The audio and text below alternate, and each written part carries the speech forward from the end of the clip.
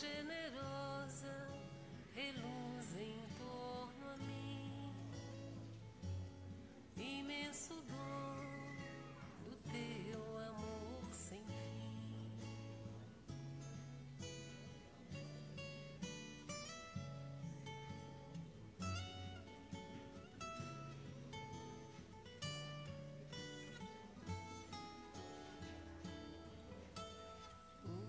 O céu nos deste e as estrelas claras, nosso irmão sol, nossa irmã a lua, nossa mãe terra, com frutos, campos, flores, o fogo, o vento, o ar e a água pura, fonte de vida de tua criatura, imenso dom do teu amor sem fim, imenso dom do teu amor sem fim. O céu nos deste e as estrelas claras, nosso irmão sol, nossa irmã a lua, nossa mãe terra, com frutos, campos, flores, o fogo, o vento, o ar e a água pura, fonte de vida de tua criatura, imenso dom do teu amor sem fim, imenso dom do teu amor sem fim.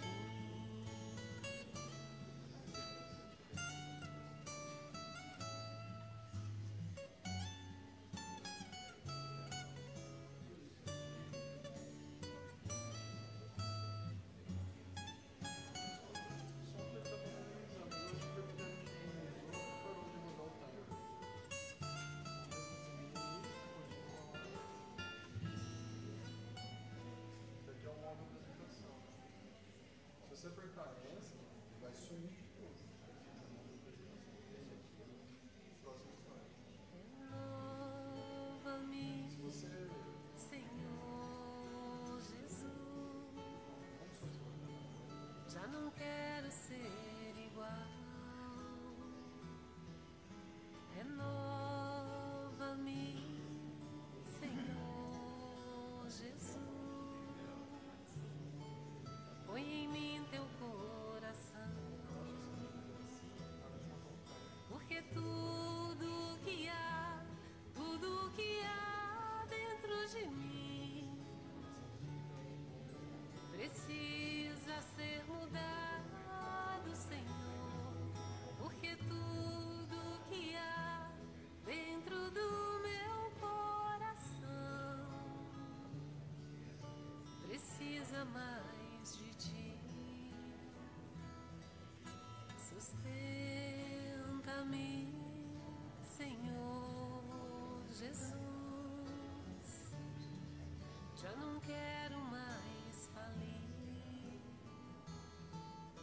Sustenta-me, Senhor Jesus. Já não quero ser igual, porque tudo que há dentro de mim precisa ser mudado, Senhor, porque tudo que há dentro do meu coração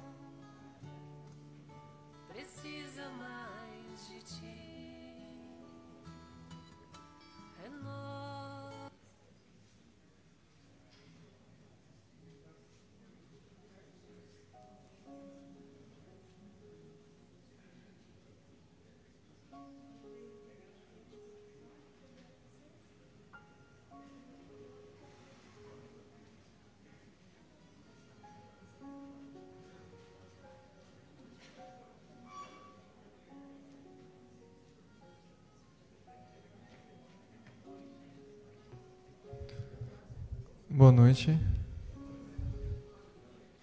É sempre um prazer muito grande.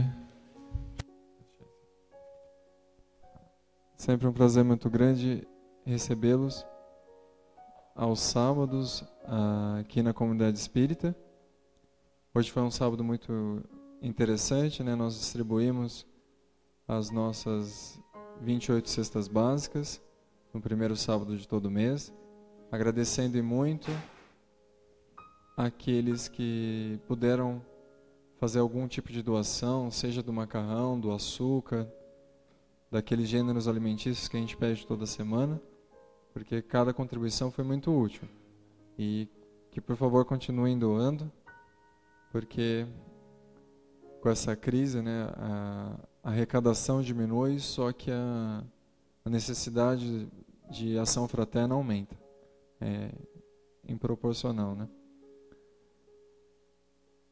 Falando isso, destacando sempre aqueles recados de que, para quem desejar aprofundamento doutrinário, dia de estudo, colocar um dia na sua agenda, a gente disponibiliza todos os dias da semana com uma reunião à noite de estudo doutrinário, também contando com a quarta-feira à tarde e com o domingo de manhã.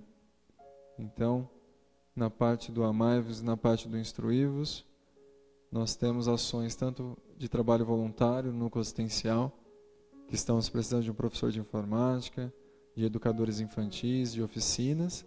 Então, estamos precisando de voluntários.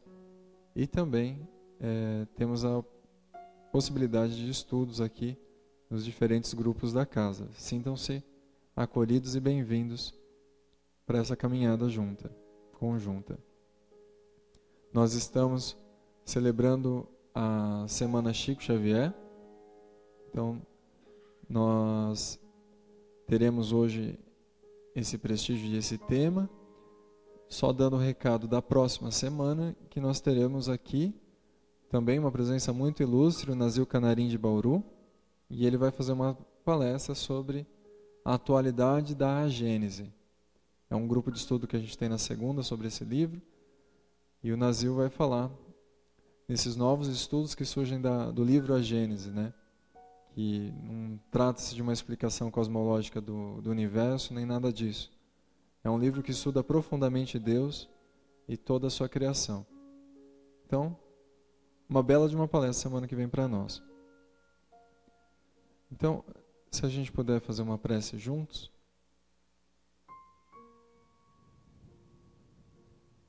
Colocando agora em segundo plano aquelas da porta para fora, tudo aquilo que não nos cabe, respirando mais profundamente, acolhendo em nosso coração toda a harmonia, toda a paz, toda a luz enviada por nosso Mestre Jesus, que nos acolhe nesse momento, nos envia seu sorriso, seu abraço, confiante de que essa escolha de estar aqui, de procurar conhecimento, tende muito a nos beneficiar. Que possamos rogar a Deus todo o auxílio, toda a disciplina, capacidade de entendimento, e também que estejamos abertos não só às palavras que vamos ouvir, mas também a todas as intuições, aos pensamentos que nos serão sugeridos, porque nessas reflexões que faremos, temos certeza que seremos ajudados, que seremos convocados à mudança, à ação e ao fortalecimento da fé. Assim sendo, agradecemos e muito essa oportunidade bendita de nos reunir aqui, fraternalmente entre amigos. Muito obrigado, Senhor, por isso e por muito mais. Que assim seja. Hoje, nós temos um companheiro que Se quisesse vir todo mês na casa, seria muito bem-vindo. O senhor Felipe Salomão de Franca, que vai contar histórias muito interessantes com o tema Chico Xavier, Antena de Luz. É assim que nós iniciamos então, chamando a palavra o senhor Felipe para iniciar a oratória da noite.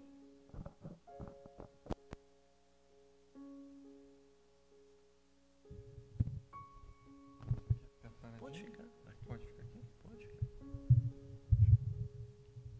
Põe na altura, professor.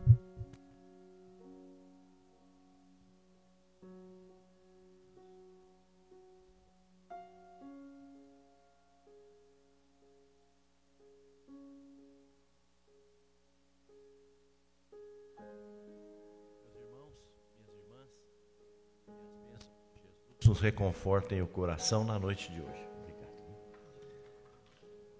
É sempre uma alegria estar aqui na comunidade espírita Carbar Schutel, que nós admiramos tanto pelo trabalho e pela oportunidade de rever amigos, de recolher os fluidos que são tão importantes para a nossa atual encarnação.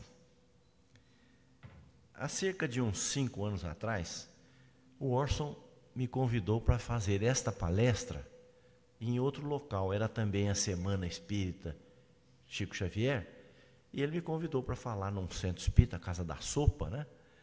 E eu falei esse tema. Agora, quando eu vinha recentemente aqui a Matão, o Marcos e ele me convidaram para estar aqui hoje. E eu disse para o Orson, mas vamos repetir o tema? Ele disse, não, é outro público, é outra comunidade, não é a mesma, não tem problema você repetir o tema. Eu disse, bom, vai ficar um pouco repetitivo, porque até não é uma palestra isso que nós vamos fazer na noite de hoje. Não vai haver um desenvolvimento de um tema propriamente dito. Nós vamos contar alguns casos que nós tivemos a felicidade de conviver com esse médium fabuloso que foi Francisco Cândido Xavier. Daí porque o título Antena de Luz. E eu quero dizer para vocês, parafraseando a doutora Marlene Nobre Severino Nobre, que quando a gente estuda a vida de Chico Xavier, a gente não sabe mais se admira o médium, que é o fenômeno, ou o homem, que é o cristão. Porque nos dois lados ele é sensacional. A mediunidade do Chico é seguramente a maior mediunidade que esteve na Terra nos últimos séculos. Isso não é porque nós somos espíritas que estamos falando isso não, mas são tantas as provas, são tantos os fatos, são tantas curas que ele realizou, que nós ficamos assim sem saber dimensionar o valor dessa mediunidade. Eu sempre disse que eu tinha muito medo da desencarnação do Chico Xavier, porque para mim ele era o contrapeso da humanidade. Quer dizer, ele sozinho contrabalançava toda a humanidade. E foi exatamente o que aconteceu. Ele desencarnou em 2002, a coisa degringolou, principalmente aqui para o nosso país, né? Não é mera coincidência, é porque ele era o contrapeso mesmo, ele equilibrava mesmo as coisas aqui na nossa pátria. Só o fato de ele, com poucos anos de idade, menino ainda, jovem ainda, lá em Pedro Leopoldo, haver psicografado o livro Parnaso de Além-Túmulo, é uma coisa que só mesmo o futuro vai permitir à humanidade analisar o que aconteceu. Porque quem gosta de poética vai analisar o livro Parnaso de Além-Túmulo, e como dizia o professor Roque Jacinto, enquanto as materializações são a prova física, material, da imortalidade da alma, Parnaso de Além-Túmulo é a prova moral da imortalidade. Não é possível que um rapazinho com 22 anos de idade pudesse publicar um livro daquela envergadura. Porque é como disse o crítico Agripino Grieco, ou ele tinha direito a todas as cadeiras da academia brasileira, ou ele era mesmo um gênio. Porque todos os grandes poetas estão ali representados no seu estilo, na sua temática, na sua maneira de versejar. E a poética é um caso curioso de escrita, porque ele tem regras fixas, tem normas, não é escrever por escrever, principalmente a poesia clássica. A classificação das rimas, em rimas pobres, em rimas ricas. Por exemplo, rimar Salomão com caminhão é a coisa mais fácil que tem, né? Essa é uma chamada rima pobre, porque não tem valor nenhum, ão com ão. Mas você rimar um verbo com um substantivo, como vê-las e estrelas, já é uma rima rica, especial. E o que nós encontramos em Parnaso de Além Túmulo? Os grandes poetas da língua portuguesa, escrevendo no seu estilo, na sua temática, é lógico que agora com uma visão da imortalidade, mas absolutamente correto, com rimas riquíssimas, sem nenhuma falha. Porque nós temos que considerar, analisando o livro Parnaso de Além Túmulo, que foi escrito por um jovem de 20 e poucos anos, ele tinha menos do que 20 quando começou a psicografar, lá no interior de Minas Gerais, na primeira metade do século XX. Quer dizer, nem acesso à biblioteca ele tinha para poder copiar. Não havia biblioteca. Não é que não tinha, não havia biblioteca para consultar. A cidade de Pedro Leopoldo hoje tem biblioteca, mas naquela época era uma corrutela, era um lugarejo. Então não tinha como ele consultar os livros, e não tinha internet para ele visitar os poetas, não tinha nada disso. Quer dizer, ele ou é gênio ou é mediunidade. Então nós temos que ver. E eu até digo, quem gosta de aprender a moral do Cristo, sob a luz do Espiritismo, precisa ler o Parnaso de Além Túmulo. Há um poeta que é o poeta da minha especial apreciação, que é o Augusto dos Anjos. O Augusto dos Anjos foi um poeta chamado o poeta da tristeza, o poeta da morte, porque além de cultuar os temas tenebrosos, ele usava rimas dificílimas. Pois olha, o Augusto dos Anjos está ele mesmo lá no Parnaso de Além Túmulo, repetindo a sua temática, agora com a visão superior, falando do bem, do amor. E quem lê um aqui da terra e lê outro da imortalidade, não tem dúvida, não há como separar. Se trocar, é a mesma coisa. E até o Chico conta, e eu já vou começar contando os casos da história do Chico, né? Ele conta que ele estava regando com o regador as plantas da plantação de alho que tinha no fundo do armazém onde ele trabalhava, e o Augusto dos Anjos se aproximava e falava para ele assim: anota aí, Chico. E ele começava a anotar o que o Espírito ia falando. Então chegava um determinado momento que o Augusto dos Anjos usava um termo mais especial, não do uso comum. Por exemplo, clepsidra. Olha que termo, né? Clepsidra. Aí o Chico falava para ele assim: como é que é? Clepsidra. Como é que é mesmo? Ó, Chico, então anota aí que eu vou ditar. C-L-E, ditava, né? Aliás, ela soletrava para o Chico. Aí o Chico anotava e falava: clepsidra, é isso aí. Mas aí mais para frente ele falava um outro termo, vamos dizer assim, absconso. Como? Absconso. Como é que é mesmo? Absconso. Não, soletra aí para mim outra vez. Então ele começava, A, B, tal, eu falava para o Chico, soletrava para o Chico. Aí o Chico lia para ele: é isso? É isso. Ah, bom, agora sim. E ele foi nessa luta tremenda, até que um dia o poeta cansou. Falou: Chico, vai estudar um pouco, senão eu não aguento não, vou ficar soletrando para você. Vocês vejam, quer dizer, nem ele, Chico, conhecia o que é que o poeta estava falando. E está lá, gente, é só pegar. Não há como não entender essa antena de luz que veio à Terra, chamando Chico Xavier. Não há como. Certa feita ele foi ao Pestalozzi, a Fundação Educandário Pestalozzi, que é uma instituição espírita de Franca, um educandário espírita, e já há muito tempo lá na cidade, e ele psicografou, estava no salão lotado, e ele começou a psicografar. E tinha na assistência um senhor em Franca, um poeta, crítico literário, e muito crítico também. E ele virou para um pessoal que estava ao lado dele e disse assim: vocês ficam atrás desse cara aí, você é um enganador. Eu queria vê-lo psicografar Castro Alves.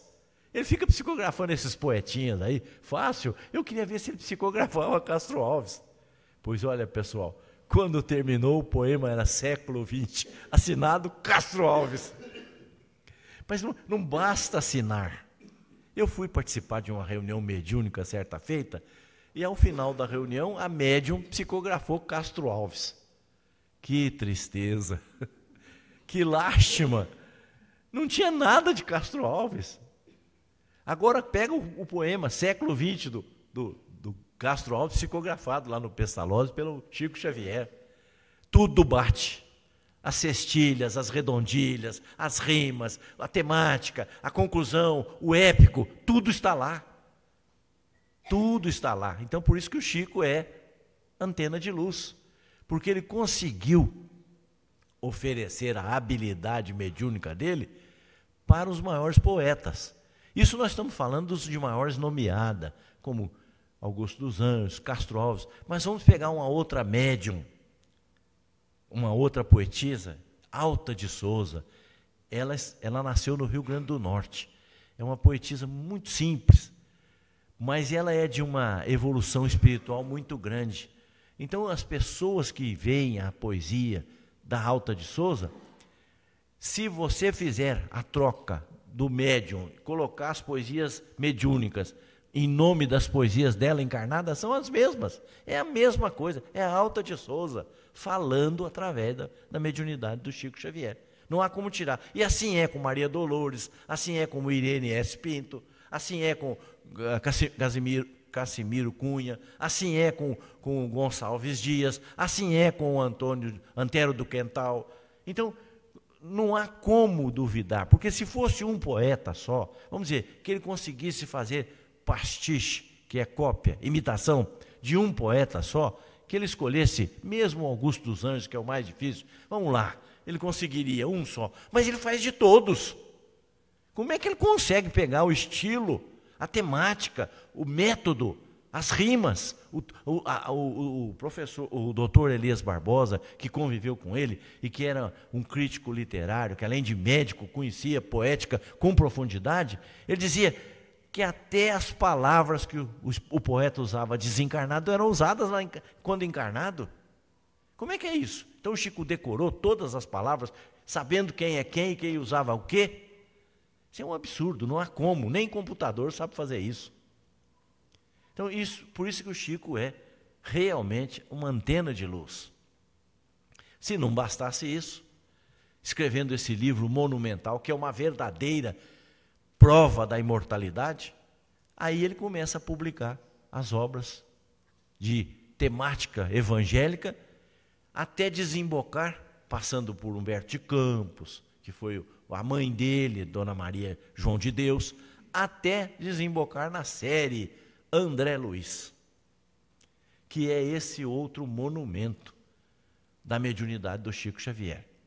Agora, recentemente, questão de uns 2, 3 meses atrás, uma universidade dos Estados Unidos, liderada por um brasileiro, começou a estudar a obra de André Luiz, principalmente Missionários da Luz, e estudar a obra Mecanismos da Mediunidade e Evolução em Dois Mundos. E eles estão comparando o que o Chico Xavier psicografou, na época que psicografou, há 60 anos atrás, há 50 anos atrás, com os conhecimentos atuais que a medicina conquistou. E sabe o que é que eles estão chegando? A conclusão? concluíram que há mais de 25 itens que o Chico antecipou nos seus livros, que agora que a ciência está demonstrando. Só para dizer um: a matéria é luz coagulada. Foi escrito no livro Evolução em Dois Mundos, em 1948, por André Luiz. A matéria é luz coagulada. Sabe o que a ciência está falando hoje? Que é exatamente o que o Einstein descobriu quando fez aquela fórmula: energia é igual matéria vezes a velocidade da luz ao quadrado. Esse é luz. Nós somos luz, por isso que Jesus falou: vós sois luz, brilhe a vossa luz. Nós somos luz coagulada. Ainda bem, né? Que às vezes estamos opaciados pelo corpo, pelo nosso atraso moral, estamos escurecidos pela nossa debilidade moral, mas daqui a pouco a nossa luz vai brilhar. E eu relato dos Espíritos, toda vez que eles chegam, eles trazem luz. Está lá no livro dos Espíritos, que varia do mais opaco ao rubi intenso. Então, o que é que a gente vê? A gente vê essa antena psicografando. Não há... A obra de André Luiz pegou o mundo espiritual ensinado por Allan Kardec, que estava fechado em algumas questões, embora seja o cerne do livro dos Espíritos, exatamente o mundo espiritual, a segunda parte do livro. André Luiz fez assim, ó, abriu. Ó, é desse jeito, ó. É claro que ele não disse tudo, que virão outros para ampliar aquilo que ele disse, para mostrar coisas maiores, coisas mais profundas. Claro, não é possível que o homem de hoje vá pensar como o homem de 2500. Tem outras conquistas, outras descobertas e coisas mais amplas, mas está ali a base da revelação espiritual.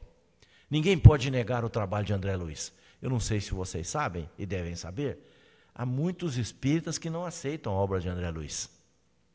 Inclusive centros espíritas divulgando que aquilo lá é uma invenção do médium, que aquilo não tem nada de real. É um absurdo isso, né? Porque muito antes do Chico Xavier falar aquilo, outros autores já haviam falado, como o próprio Dante Alighieri, que escreveu a comédia, que depois passou a se chamar Divina Comédia, e com os lugares que o Chico descreve, André Luiz descreve, estão todos lá. E fora esses, Daily-Oven e tantos outros pensadores que escreveram, o próprio Swedenborg escreveu sobre as colônias, enfim. Duvidar disso é não saber que o médium moralizado atrai espíritos moralizados.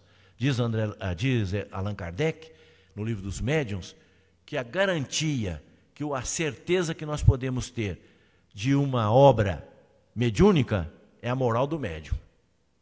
E nesse aspecto, gente, o Chico é inatacável. O Chico, não há o que criticar do Chico. Quantas fazendas ele ganhou e distribuiu para os outros. Quantas pessoas deram para ele as coisas e ele transferiu para os outros. Vou contar uma para vocês. Certa feita eu estava na fila para ir abraçá-lo e a minha esposa estava do meu lado. E nós fomos andando, chegando perto do médium. Aí, na nossa frente, uns 2, 3 pessoas na nossa frente, estava uma senhora. E ela transportava na mão, isso é no começo dos anos 60, né? Não, dos anos 70, ela transportava na mão um melão. Naquele tempo, eu, pelo menos, não conhecia melão. E aí, ela foi chegando, quando ela chegou para o Chico, ela disse para ele: ô Chico, eu vim trazer para você um melão. E nós ali de olho naquela fruta que eu nem conhecia direito, né? Melão. E disse: olha, Chico, esse melão veio da Espanha. E eles tomam um cuidado danado para trazer o melão. Quando passa, atravessa o meridiano que divide a Terra, o Equador que divide a Terra em 2 partes, né? Ele tem que ser mudado de temperatura para não estragar e não sei o quê, mas foi colhido lá na Espanha, trazido nessa semana e tal. Aqui, Chico, eu trouxe para você. Nós estávamos ali do lado olhando, ele não teve dúvida. Minha esposa, que já faleceu, se chamava Dorothy, mas ele a chamava de Dorothy. Na mesma hora ele falou: aqui, Dorothy, eu trouxe para você. Passou o melão para ela e repetiu as mesmas coisas que a mulher falava. Esse melão veio da Espanha, quando atravessou o meridiano. Enfim, vocês vejam quem ele era. na frente da mulher, mostrando desprendimento. Todos os elogios que ela fez para o melão, que a gente não conhecia, ela fez para minha esposa. E nós levamos o melão para casa, foi a primeira vez que comemos melão. Hoje o melão está por aí, graças a Deus, né? Jogando buzo. Mas ele era desprendido assim. A dona Nena Galves, que conviveu com ele muito tempo, ele se hospedava na casa dela em São Paulo, conta que certa feita ele patrocinou a cura de um neto de um senhor muito rico em São Paulo, de um construtor que tinha prédios, edifícios, loteamentos em São Paulo, uma fortuna imensa. E o senhor ficou muito emocionado, porque, afinal, quem é que não quer o neto curado, né? E o Chico curou o neto apenas pela presença dele.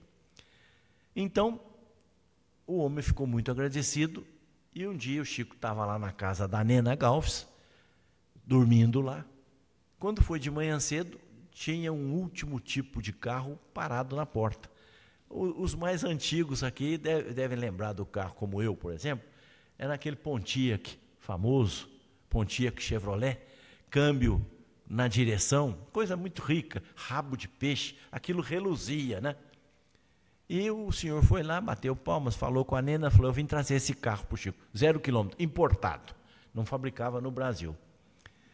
Aí a Nena disse que ficou do lado esperando ver qual é que era a reação do Chico. Porque o senhor chegou lá: ó Chico, pelo que você fez pelo meu neto, que não há dinheiro que pague, eu vim trazer esse carro para você. E deu a chave para o Chico. E a Nena ficou do lado, dizendo: e agora? O que ele vai fazer? Qual vai ser a saída que ele vai ter para isso?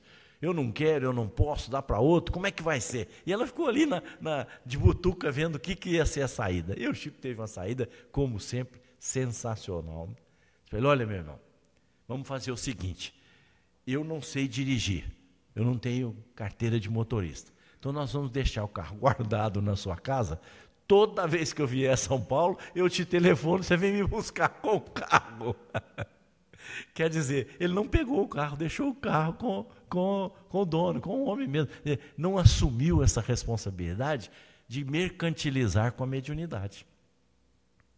Uma outra feita, uma senhora chegou lá trazendo um relógio de ouro importado. Aqueles relógios cravejados de brilhante, aquelas coisas, são verdadeiras joias, maravilhosas. E chegou para ele e disse assim: Chico, eu vim trazer esse relógio para você, eu quero que você use. O senhor: tá bom, minha irmã. Pegou um relógio, pôs no pulso, que maravilha, ele sempre elogiava muito o que a gente fazia, por mínimo que fosse. Ele elogiava muito. Que maravilha de joia, mas que coisa, oh, minha irmã, muito obrigado, tal. E aí a senhora falou para ele: pois é, mas Chico, eu vou embora, mas eu quero que você use, viu, Chico? Não, vou usar sim.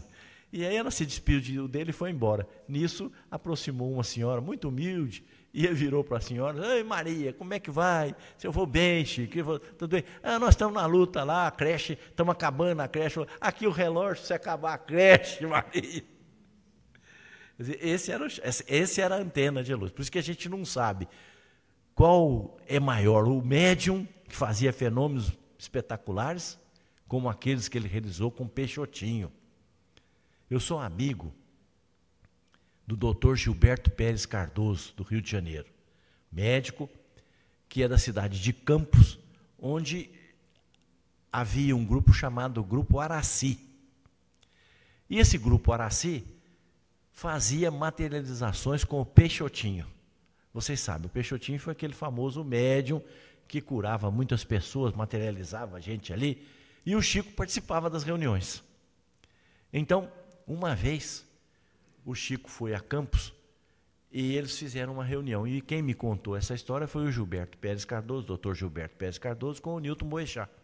E ele me contou, eles me contaram, que o espírito materializou-se para curar uma jovem que estava com um problema de tuberculose. E o espírito materializado pediu para a jovem deitar-se na maca, e eles começaram a fazer o tratamento da jovem.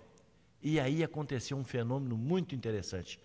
A Sheila se materializou, juntamente com o Dr. Bezerra, e eles desceram ela desceu do plano espiritual, eles não sabem como, ela materializou ali um aparelho que colocaram sobre o colo da moça, da jovem, e ligaram aquele aparelho, semelhante a essa tribuna aqui, ligaram, e aquilo se revestiu de luz, e eles viam lá dentro, através do aparelho, funcionando os pulmões, onde é que estava a infecção, onde é que estava o defeito.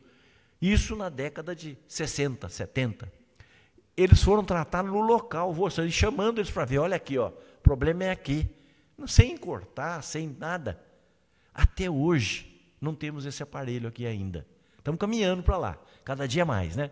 Estão vendo a ressonância magnética, estão vendo esses aparelhos aí todos, mas ainda não chegou. Esse sinal que vai chegar, porque se já tem de lá, vai materializar aqui. Não materializou, porque uma lei da espiritualidade é essa. Eles não dão nada de graça para ninguém. Eles nos ajudam com o nosso esforço, mas não dão de graça, de mão beijada, nada não. Quisermos, temos que correr atrás.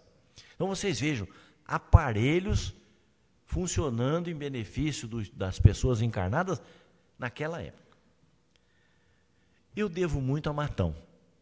Vocês vão falar, é média dele, que vai candidato a alguma coisa, está fazendo média. Não é média, não. Eu devo mesmo muito a Matão. Porque no ano de 1969, a nossa cidade foi escolhida para sediar a 5ª Comenesp, que é a confraternização das mocidades espíritas do Nordeste do Estado de São Paulo. Tinha havido a 4ª Comenesp em Araraquara, e nós fomos escolhidos para fazer a sede da 5ª. E a Fundação Educandário Pestalozzi, a qual eu me vinculava naquela época, estava completando 25 anos de existência, porque ela foi fundada no dia 20 de maio de 45.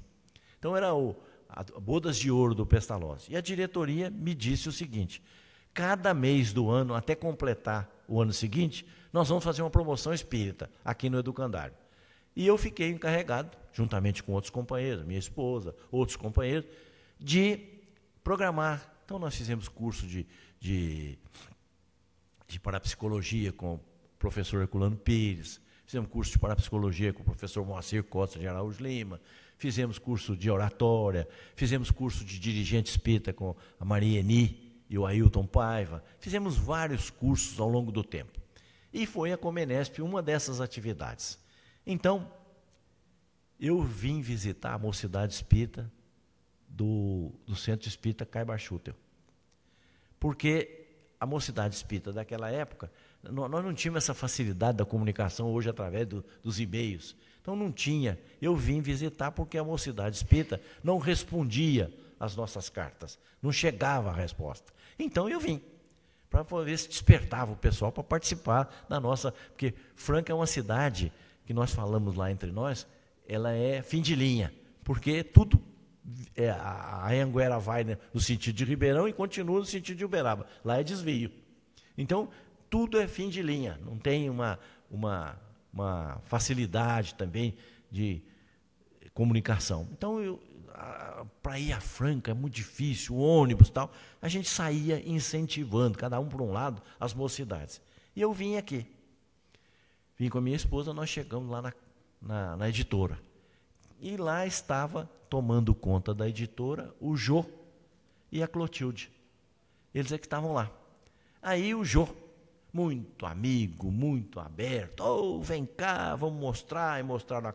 Eu não conhecia a casa editora, fui conhecer, fui ver o centro, e lá fiz amizade com o Jô e falei para ele, ô Jô, nós vamos fazer a confraternização das mocidades espíritas do Nordeste, do Estado de São Paulo, lá em Franca, vai ser em abril do ano que vem.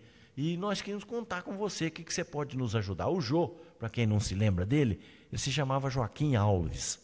E ele era desenhista, ele participava de uma empresa de propaganda chamada Lintas. E ele tinha muita facilidade com desenho. Em 2 minutos ele fazia um desenho. E ele fazia as capas dos livros psicografados pelo Chico. Inspirado, por certo, pelos espíritos, ele bolava a capa. Então, as primeiras capas dos livros do Chico, foi ele que fez. Ele e o J. Celane, lá do Rio de Janeiro, médium da Federação Espírita Brasileira. Então, eu falei com o Jô. Jô, você não pode ajudar? A gente falou, vou ajudar. Eu faço um oratório. O que é oratório? É uma declamação de poesias e fala ao mesmo tempo. nós vamos fazer um oratório lá para vocês. Falar nisso, você não quer ir a Uberaba para conversarmos com o Chico? Oh, claro que eu quero. Foi aí que eu comecei a travar contato com o Chico Xavier, através desse viés aqui de Matão. Por quê?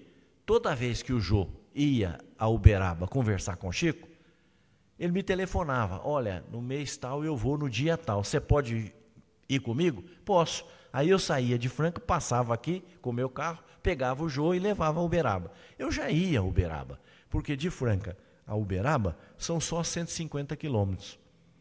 É perto. A gente ia. O movimento espírita sempre ia lá visitar o Chico, ver o trabalho, mas sempre ficava de longe, porque não tinha uma aproximação com o médium. Ficava vendo os trabalhos, que já era espetacular. A gente ficava indo naqueles comentários, ouvindo os oradores falarem, aprendendo muito, mas não tinha nenhuma oportunidade de ficar mais próximo do Chico. Aí o Jô nos levou lá e nos apresentou para o médium.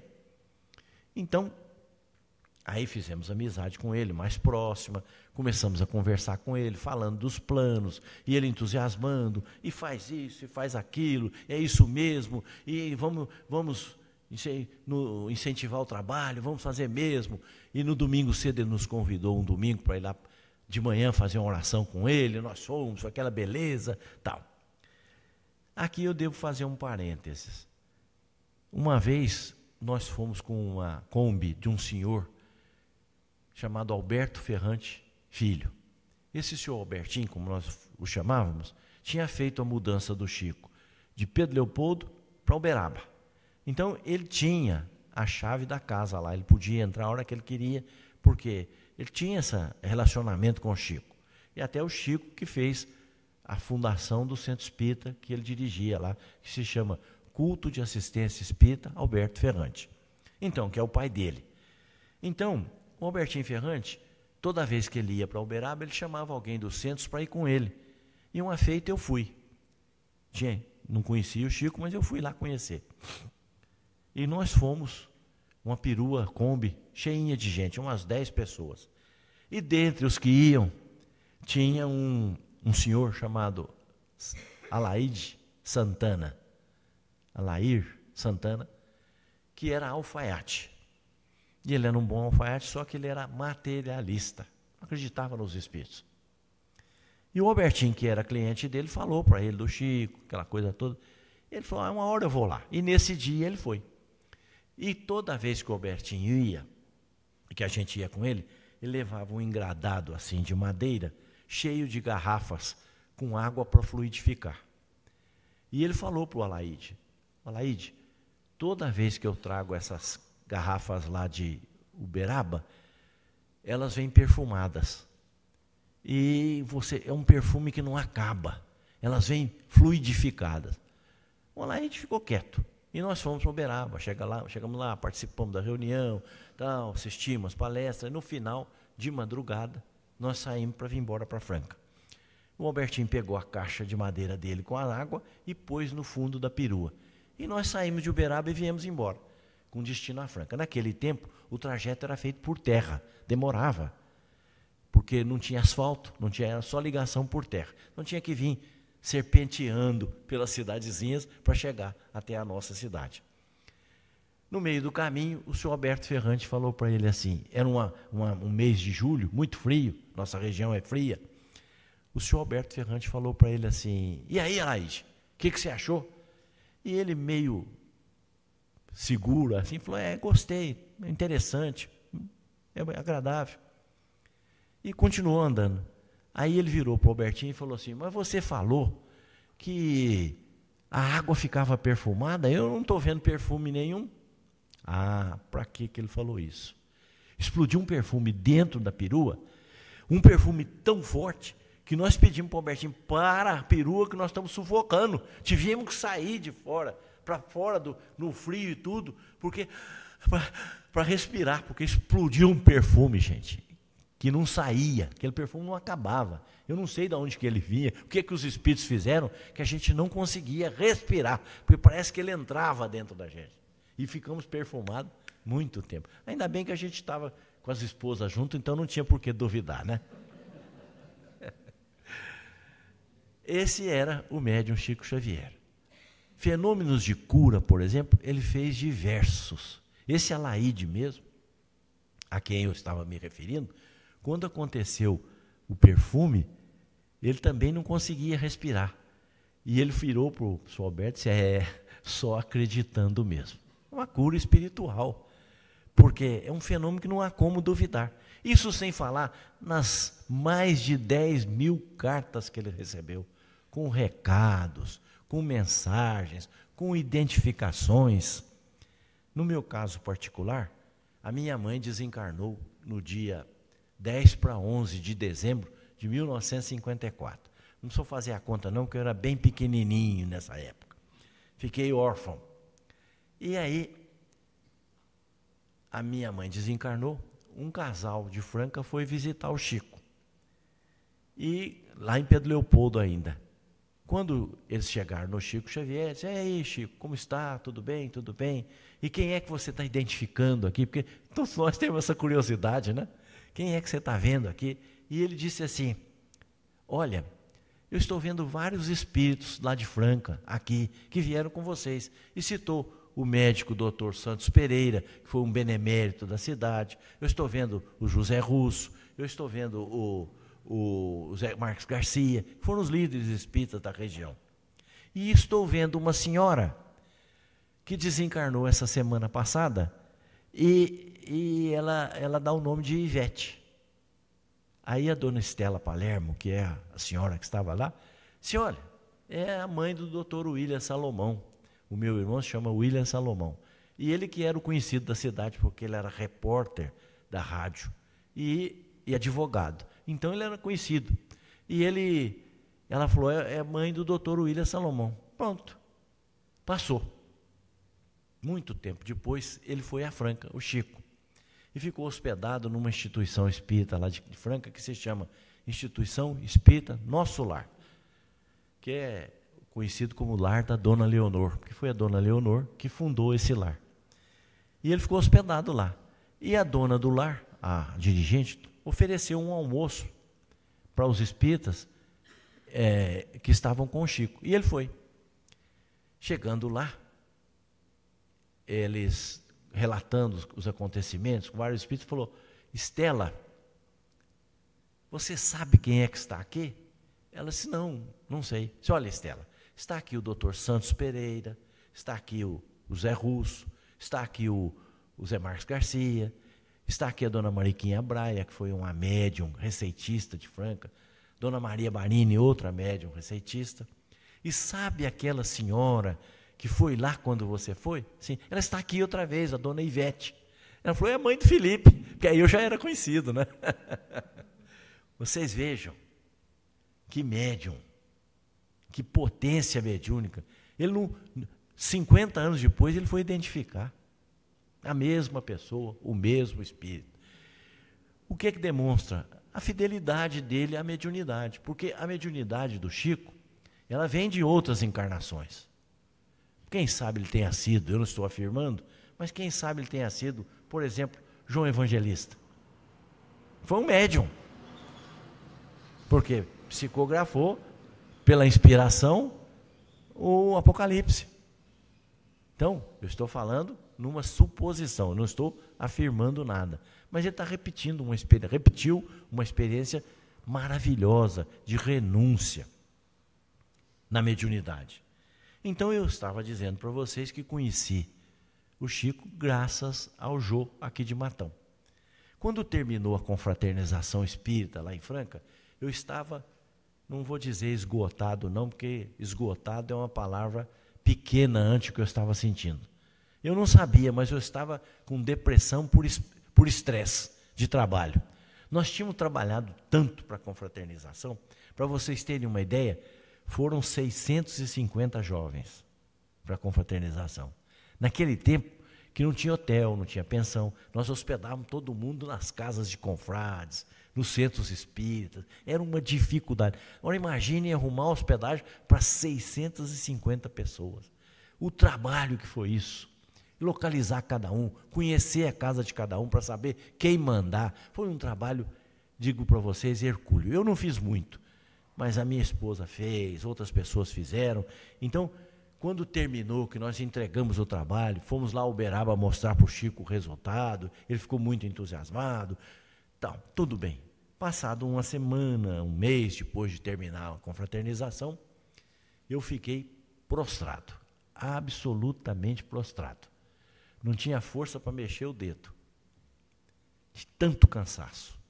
E vocês, quem já mexeu com isso, sabe o que é preocupar-se com tudo, desde a parte financeira até a parte da logística. Não tinha nada naquele tempo, né? Bem, e aí eu fiquei muito perturbado mesmo. Uma perturbação que eu não tinha força para mexer um dedo. E a minha esposa disse assim, vamos lá no Chico pedir uma ajuda? Falei, não vamos não. Porque vai chegar lá, vai estar aquele mundo na fila. Eu não aguento ficar lá na fila esperando mais um pouco. Eu só preciso dormir. Eu preciso descansar. Fazia umas 10 noites que eu não dormia nada. E eu não queria tomar remédio para dormir, então tomava lá um chazinho de erva cidreira, chazinho de erva cidreira com hortelã, ajudava um pouco, mas não resolvia o problema. Aí ela falou assim, não, pois nós vamos. Sabe como é que é mulher quando fala que decide, né? Só nos resta obedecer. E eu tinha um Fusca, e nós fomos dirigindo o Fusca por essas estradas que eu conto para vocês, que eu falei para vocês, estradas de fazendas, passava no meio de animais, e fomos bater lá em Uberaba. Chegando lá, para nossa sorte, a fila dobrava o quarteirão. Aí eu falei para ela assim, não falei para você? Aí, não adianta eu chegar aqui para ficar aqui atrás sofrendo, e eu não estou aguentando esse burburinho todo, esse tormento na cabeça, eu não estou aguentando. Vamos embora, vamos pegar o carro e ir embora. Eu disse, não, eu vou lá olhar para ver como é que está lá dentro, porque naquele tempo era a Comunhão Espírita Cristã e era lá fora. E aí ela foi. Quando ela entrou na porta lá para olhar, como se fosse essa porta, para olhar aqui no fundo, ele gritou para ela assim, ô Dorothy, traz o Felipe aqui que eu preciso conversar com vocês. Ele já estava nos esperando. Aí o pessoal abriu assim, nós fomos entrando, sem desconfiar, sem graça, porque passar na frente de todo mundo, né? Em fila de banco já é horrível, eu já nem, mesmo sendo já da idade avançada, eu não me valho daquela, né? Pode entrar os mais idosos, não falo, porque é uma coisa horrível isso, né? Embora seja um direito, mas é horrível ficar passando na frente dos outros. Mas nesse dia, eu estava muito enfermo, ela me pegou para o braço, vai desobedecer mulher, né? Então vamos, foi me arrastando lá para dentro. Chegamos perto do Chico, ele disse, olha, vocês vão ficar aí, vocês não vão embora não. Eu estava querendo ir embora fazia tempo, né? Então, vocês vão ficar aí, porque depois que terminar o atendimento, eu vou dar um passe no Felipe.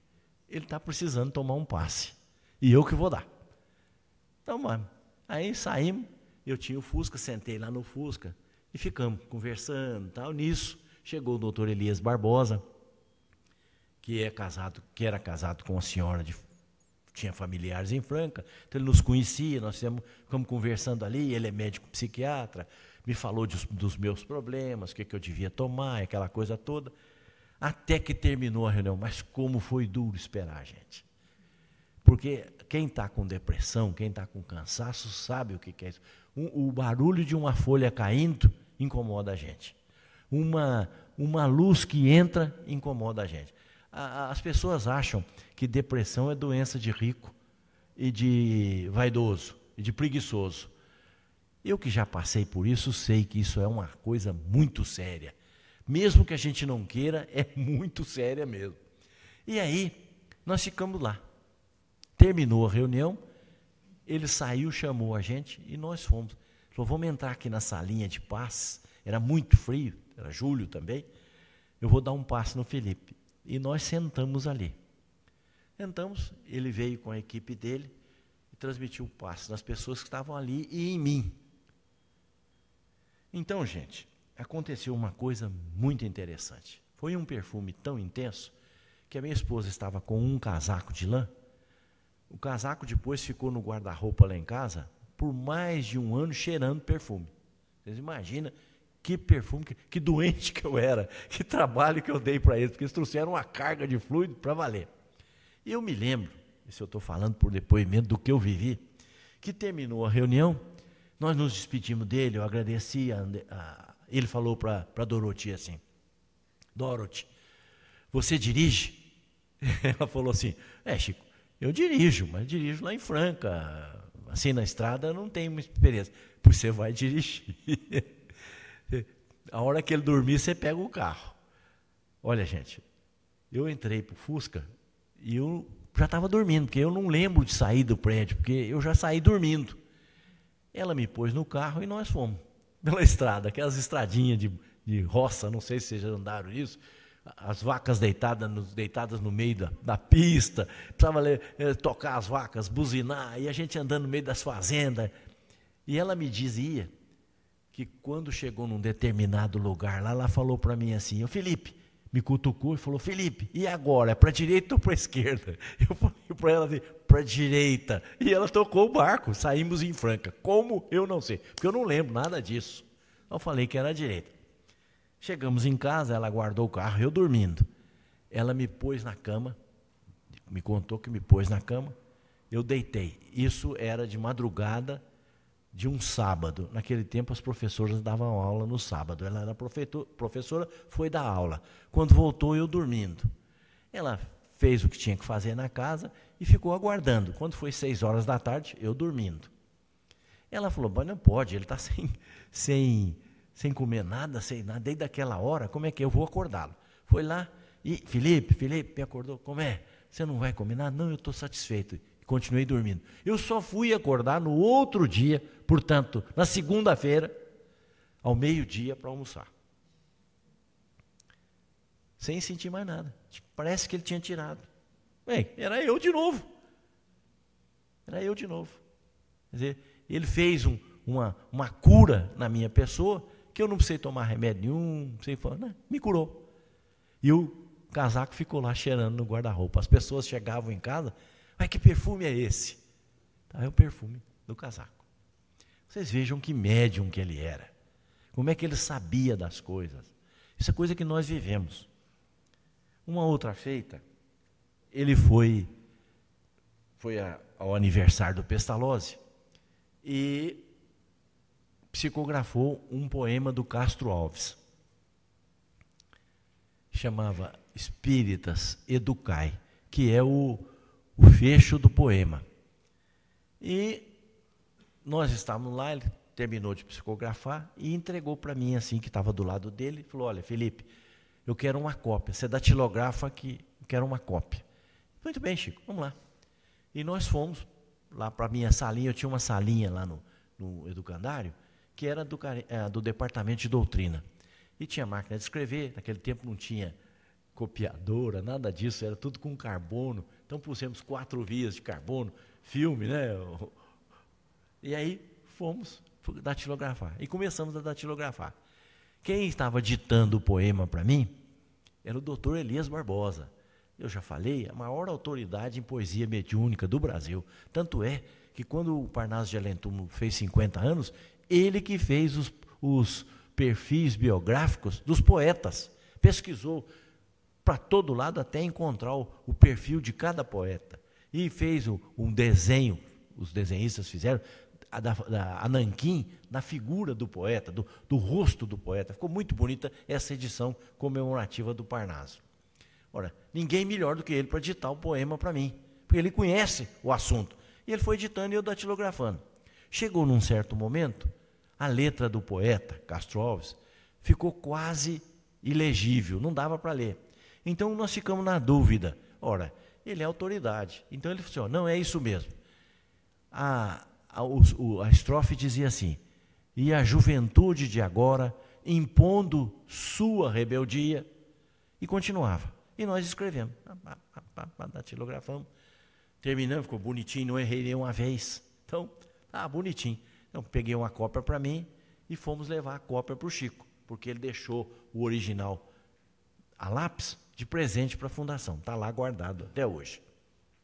Bem, nós estávamos num salão como esse aqui, tinha um salão lá no educandário, uma sala de artes, e nós fizemos um bolo para comemorar o aniversário. Íamos cantar o parabéns, fazer o bolo, e ele ia cortar o bolo. Então vamos. Olha lá. Quando ele está lá cortando o bolo para servir para as pessoas, eu cheguei e falei para ele aqui, ó Chico, a cópia do poema. E o Chico ficou com a mão assim ao longo do corpo. O Chico era uma pessoa educadíssima. De todas as virtudes que ele tinha, eram inúmeras, mas a educação dele era uma coisa incrível. Ele era incapaz de ser deseducado. Tudo isso que ele prega aí, que os espíritos pregam pela mediunidade dele, ele vivia isso tudo aí. O gesto agradável, ele cultivava aquele amor perfeito. Ele pedia para o Pestalozzi, para a Dona Aparecida, colocar, secar, para ele fazer cartãozinho, colocava no canto do cartão para mandar uma mensagem de Natal para as pessoas. Vocês imaginem que zelo de educação que ele tinha. Bem, eu entreguei para ele, falei, aqui Chico, a sua cópia. Ele ficou com a mão caída. Eu estranhei aquilo. Falei, mas por que ele não está pegando? Aqui Chico, ele não pegou. E aí ele virou para mim, para o doutor Elias, que estávamos assim, e falou, o Espírito Castro Alves está aqui, dizendo para vocês que onde vocês puseram o verso, a juventude de agora impondo sua rebeldia, não é. É a juventude de agora supondo na rebeldia. Só nos restou enfiar o rabo no meio das pernas, voltar lá para a sala e escrever outra vez o poema. Como isso? Se você contar isso para uma pessoa leiga, se você dissesse para uma pessoa que não crê, você não, ele captou isso na mente de vocês. Só que é curioso, né? Nós escrevemos errado, a nossa mente falou para ele que estava errado, para ele consertar. Por que nós mesmos não fizemos isso? Quer dizer, é um absurdo. Então, a pessoa quando não quer acreditar, não acredita mesmo. Até Kardec recomenda isso. Ó, larga a mão desse, porque esse não quer acreditar. É o negativista por sistema. Então, vejam, ia mudar completamente o sentido do verso. Como é que o Espírito estava ao lado dele? Certamente foi ficar lá ao lado nosso. Então, eu posso falar que já fui assistido da datilografia com o Castro Alves. Que honra, hein? Então, o Espírito falou, eles erraram. Falou para ele, para nós batermos, datilografarmos outra vez, para poder pôr a coisa correta. Vejam que mediunidade, que competência mediúnica. Isso tudo, ele não era o Chico de sempre. Uma outra vez, ele foi ao Educandário Pestalozzi para um aniversário, e nós ali, e essa o Orson gosta muito. Eu vou contar, repetir, porque ele gosta muito. Você conta, né? Porque é muito engraçada a história. É um salão como esse, o Educandário Pestalozzi, o Orson já falou lá, sabe como é que é. E ele ia fazer uma tarde de autógrafos. Então nós fizemos isso, é um salão um pouco inclinado. Nós pegamos uma mesa, pusemos aqui, ele vai ficar sentado aqui psicografando, autografando os livros. E a fila formou imensa, lá no fundo. E aí, o pessoal ia andando, comprando os livros, aquele mundo de livros, para ele autografar. Imagina a paciência dele, autografando livro por livro. Olha o nome, minha irmã. E Terezinha é com Z, né? A pessoa não tinha falado nada, mas ele falava. Terezinha é com Z, né? Outros nomes, com 2 S, né? Ele já captava na mente das pessoas, né? Bem, aí foi descendo. Nisso que nós estamos ali, acompanhando a fila, mundo de gente, autografando livro, aparece um camarada meio birulado lá.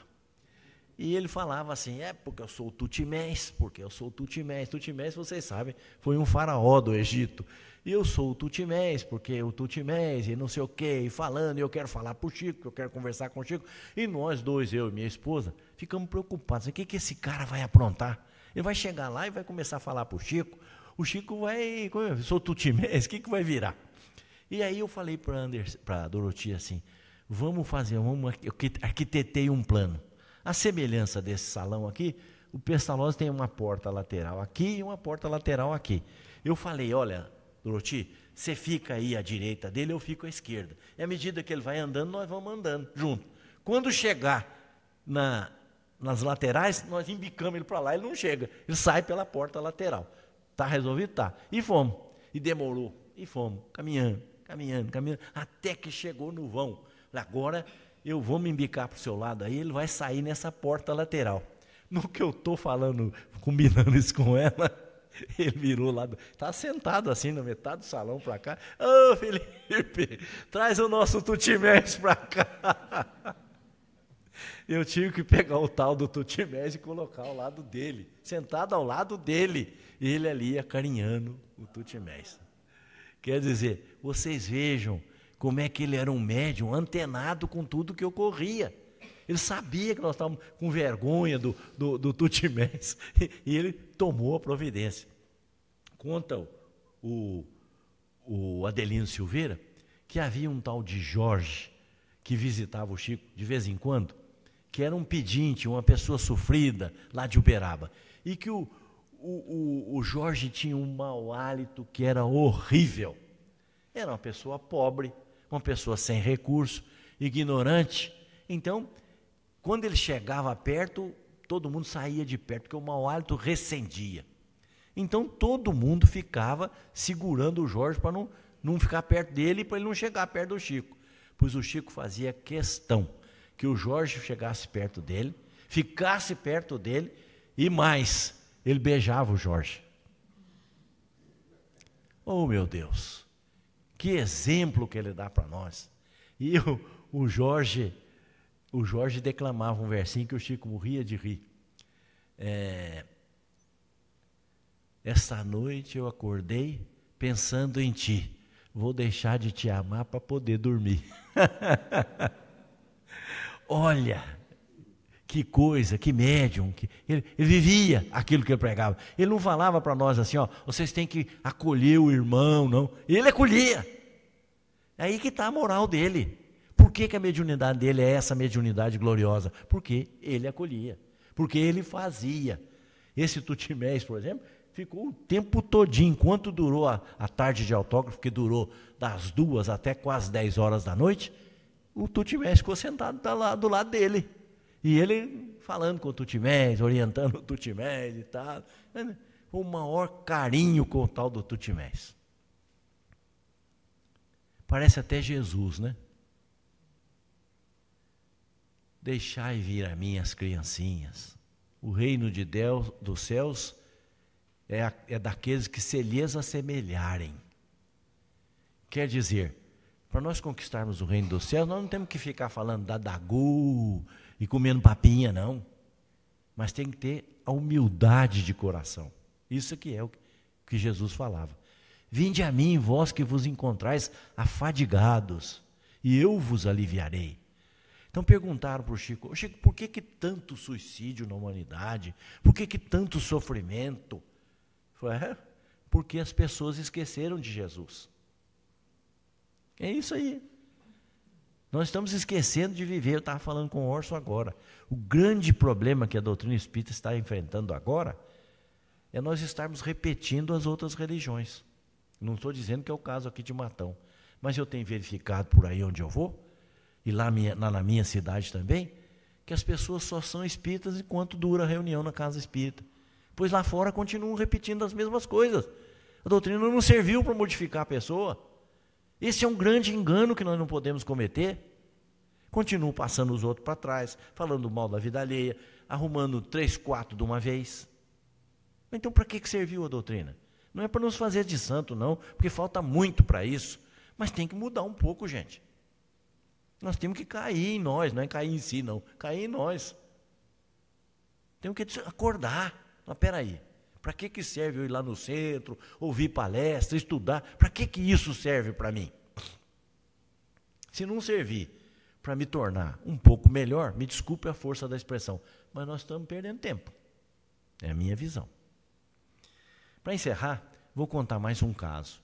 Em Franca tinha um centro espírita Judas Iscariotes. Foi fundado em 1946.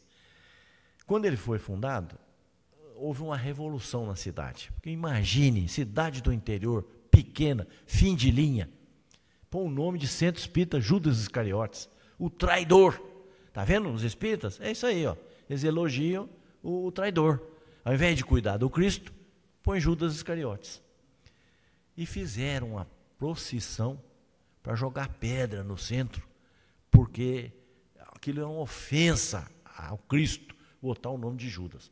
Esquecidos que, conforme fala a tradição, Jesus, assim que entregou o Espírito, foi buscar Judas lá nas esferas inferiores. É pelo menos o relato de Humberto de Campos. Bem, então tinha o Centro Espírita. No fundo do Centro Espírita tinha o Lar da Velhice Desamparada.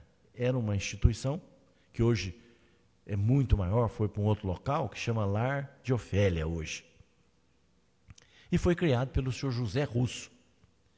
O senhor José Russo foi um espírita valoroso que dirigiu a instituição, a Fundação Espírita Allan Kardec, que é um hospital psiquiátrico lá em Franca, a vida dele toda. Doou seus bens, doou tudo para a instituição, enfim, foi um benemérito. E o senhor José Russo criou o Lar da Velhice Desamparada. Este lar acolhia idosos que não tinham para onde ir. E nesse caso que eu vou contar para vocês, foi para lá um poeta chamado Moisés Maia. O senhor Moisés Maia nasceu numa cidade de Minas Gerais, próxima da divisa com Franca, chamada Capitinga. Aliás, ele não nasceu propriamente em Capitinga, ele nasceu num bairro afastado da cidade que chama Peixotinho. Ele nasceu lá. E ele era poeta, ele era um sujeito ascético, magro, e ele vivia transtornado pelo mundo. Ele cantava as belezas da poesia, cada poesia que ele fazia, sobretudo soneto. Aqui, sem querer demonstrar conhecimento que eu não tenho, mas vocês sabem, soneto é a forma poética mais difícil de fazer. Por quê? Ele tem 14 versos, 2 quartetos e 2 tercetos. Mas não é só fazer 4 versos em cima, 4 versos depois, 3 e 3. É que as rimas têm que obedecer a lógica e tem que ter a métrica, a medida. Por isso que eles falam soneto de pé quebrado. O que é soneto de pé quebrado? É aquele soneto que não tem a medida, o verso não tem a mesma medida. Então, fazer soneto é a prova ácida do poeta. Se o cara for poeta mesmo, ele tem que fazer soneto bem feito. E o senhor Moisés Maia fazia. Ele era um poeta excelente, fazia alexandrinos, perfeito, 12 versos. Aí, o senhor Moisés era até criticado na cidade dele, ele vivia pelas ruas, não era acolhido. E ele começou a passar mal, sofrer de uma doença chamada artrose. Naquele tempo não tinha cura. Os dedos começavam a inchar aqui nas juntas e ia entortando. E a família não quis ficar com ele, porque dava trabalho, remédio caro, aquela coisa toda. Mandaram o senhor Moisés Maia para Franca. E ele ficou lá no Lar da Velhice Desamparada. E lá ele foi tratado, lá ele recebeu remédio, ficou feliz porque o livro dele foi publicado, enfim. Ele se realizou. Desencarnou. Passado um tempo, o Chico Xavier vai a Franca, num aniversário do Pestalozzi. E eu tive a honra, a felicidade de sentar ao lado dele para passar as páginas do poema que ele estava recebendo. O doutor Elias Barbosa fez a palestra, outros oradores, o doutor Novelino, que era o presidente do Pestalozzi, falou também. Enquanto isso, o médium psicografou. E eu vou dar meu testemunho aqui para vocês. A mão do médium foi fazendo assim, ó. Para pegar a caneta, o lápis, ele teve que pegar com esforço para psicografar. Tal era a identidade dele com o espírito. O espírito transmitiu para o corpo dele todas as sensações que ele tinha. Estava com a mão tudo torta ainda. Quando ele assinou no final do soneto, era Moisés Maia. Era o próprio. Isso eu vi, não me contaram não. Eu vi acontecer. E deixando como mensagem para vocês, me perdoem se eu não cumpri o objetivo de mostrar o Chico Xavier para vocês, é que ele é tão imenso, ele é tão espetacular, tão maravilhoso, que não é uma palestra, ainda mais feita por mim, que vai mostrar quem é o médium Chico Xavier. Tem muito mais para falar sobre ele. Como, por exemplo, uma noite que ele estava psicografando, e de repente o pessoal viu uma luz violeta saindo do peito dele, iluminando toda a sala e ele escondendo para não humilhar as pessoas. Tampando com o paletó para não humilhar as pessoas. E vejam que humildade era o Chico Xavier. Então ele psicografou este soneto do poeta que foi acolhido em Franca, doente, e que voltou para agradecer a nossa cidade, dizendo assim: Franca, estrela de amor que se encastela em 3 nobres colinas de esperança. Guardo-te além da morte na lembrança, fascinante visão ditosa e bela. Trago-te a gratidão singela de minha alma, que em ti vibra e descansa. Tenho contigo a paz e a segurança na cascata de sol que te revela. Espelho do progresso e da cultura, fé na bondade é a força que te apura. Trabalho é a glória viva que te encerra. Franca do coração, franca oficina, Deus te abençoe a vocação divina de honrar a luz do Cristo sobre a terra. Muito obrigado.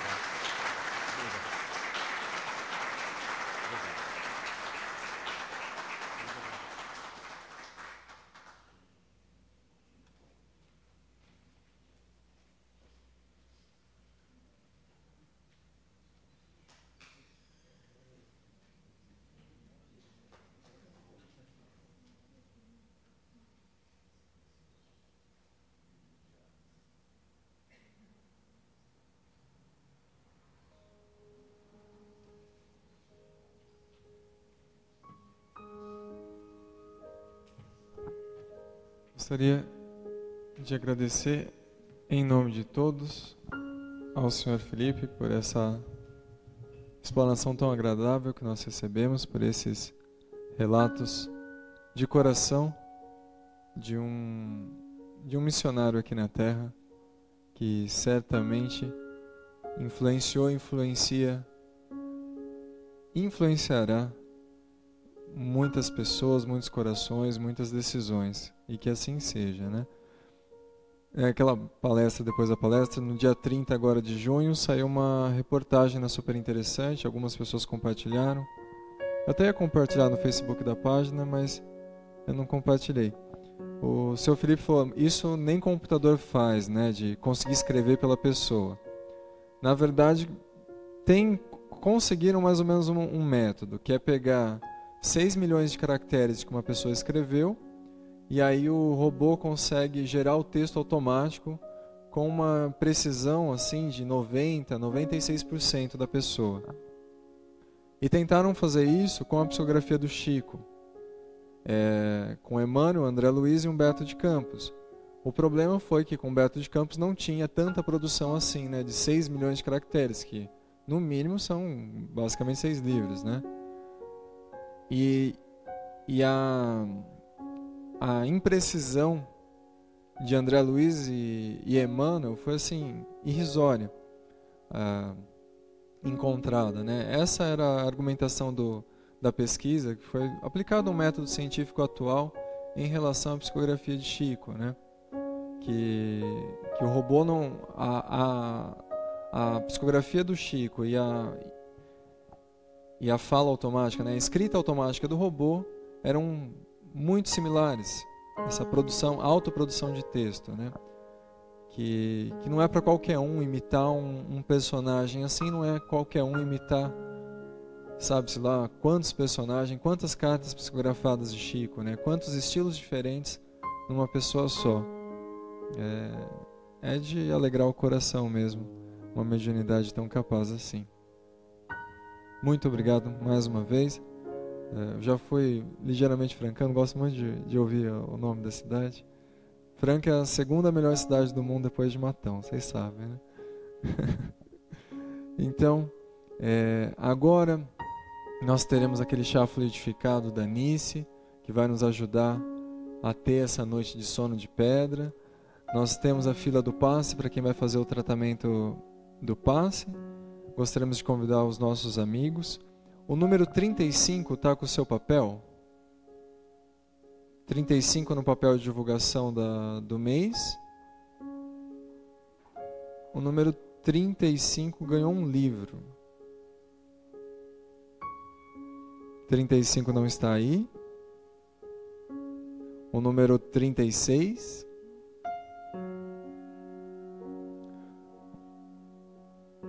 O 34. É bem no cantinho direito inferior do papel, se está difícil de achar. 30 aí? O 34 está, então a gente dá para o Leo. Depois eu te dou o livro, viu, Leo? que eu não peguei na livraria ainda. Então, sem muita pressa para ir embora, vamos dar um abraço no Felipe, que veio de tão longe, né? Umas 2 horas e meia de carro. Oh, Valentim, por favor. Pessoal, Semana Chico Xavier é uma semana que, por lei, instituída no município de Matão, uma conquista da comunidade espírita. E agora eu gostaria de convidar o Valentim, representando a USE, para entregar a placa de honra para o senhor Felipe, que é uma das formalidades da semana.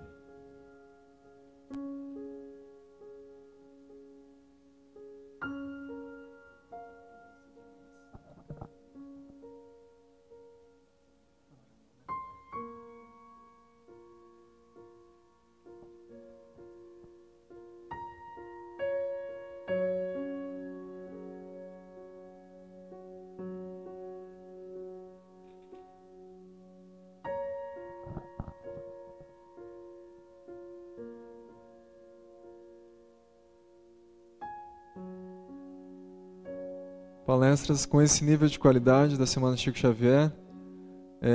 Amanhã no nosso lar, Américo Sucena, aquele conhecido do Projeto Imagem. Eu esqueci o tema, você lembra? Jesus está no Leme. E terça-feira, Amara Sucena no Bezerra, Felicidade. Voltei. Então vamos prestigiar a Semana Chico Xavier aí, que é um marco na divulgação espírita de Matão. Fazendo a nossa prece, então, para já liberarmos a segunda etapa, que agora, muito conectados, né, muito sensibilizados, por tanto amor numa pessoa só, possamos lembrar desse abraço gostoso, desse sorriso de criança, nesse elogio constante, nessa bondade pura, nesse imitar de Jesus que foi Chico Xavier, nessa inspiração que possa ser dada não só a nível de conhecimento, a nível de estudo, mas essa inspiração que deve ser aplicada por nós